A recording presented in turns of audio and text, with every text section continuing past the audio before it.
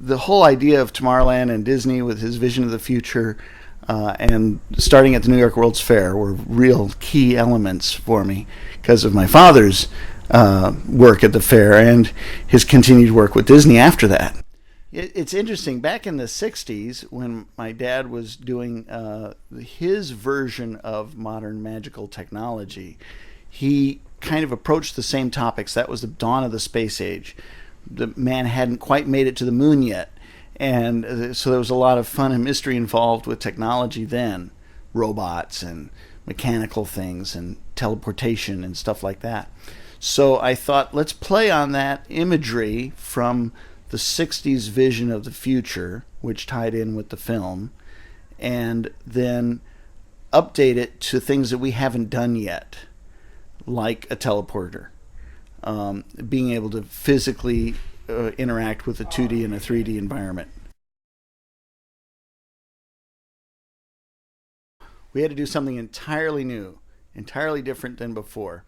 First year was classic Greg Wilson and things that I could deliver quickly, surefire, that I knew was going to be a success. The second year, we got to expand on that quite a bit and bring in the golden age of magic and do some things that I had not performed before, like the East Indian Rope Mystery, and then some of my personal favorites like the Canon. It was a huge show. This year, they didn't plan on having any show, but I loved Tomorrowland. Everything I'd been able to scour off the internet on it. And so I came with a proposal to the producers here at the El Capitan and said, would you give me a chance? And they did, and they loved it, and it became the show that you see right now.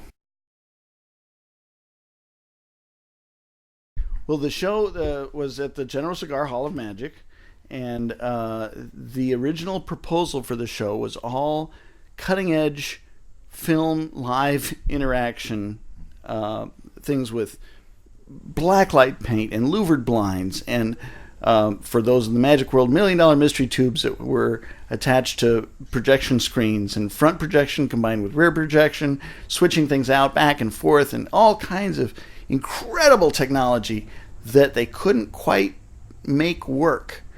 And right up to the last month or month and a half before the fair was supposed to open, Dad had to actually fly to New York and go to the General Cigar people and say, I'm so sorry, but that show that we told you we were going to make, we can't make. We have another show. It's a straight magic show, and we'll deliver that. And don't worry, it's going to be great. And it turned out being the 5th highest rated, most popular show at the fair. The opening introduction is actually a recording that I found of Dad introducing one of the sections of the show. And then later on, I say, take it away, Paul. And I'm referring to Paul Frees, who is the voice of The Haunted Mansion. He was the voice of Disney for many years. He was the voice of Dudley Do-Right and Poppin' Fresh. That's where we know him from, was when he did the Poppin' Fresh and Magic Circus voiceovers. So the Cosmic Ray Illusion introduction that I use for what I call the Mega Imaginator is Paul Frees's recording for my father. And I thought it sounded a whole lot like the Monsanto ride at Disneyland. So I thought, well, this is a perfect tie-in. And of course, the Disney people were very happy that I had that. Matter of fact, the very opening effect where I ride the Segway off of the screen and onto the stage is a Sin Illusion effect that I saw Dad do. And so I took that and adapted it and made it into the portal that the Segway rides off on. The original show for the New York World's Fair was supposed to be Sin Illusion. The Segway I-2 was courtesy of Segway of Orange County. The Segway is a real example of that fine line between magic and technology.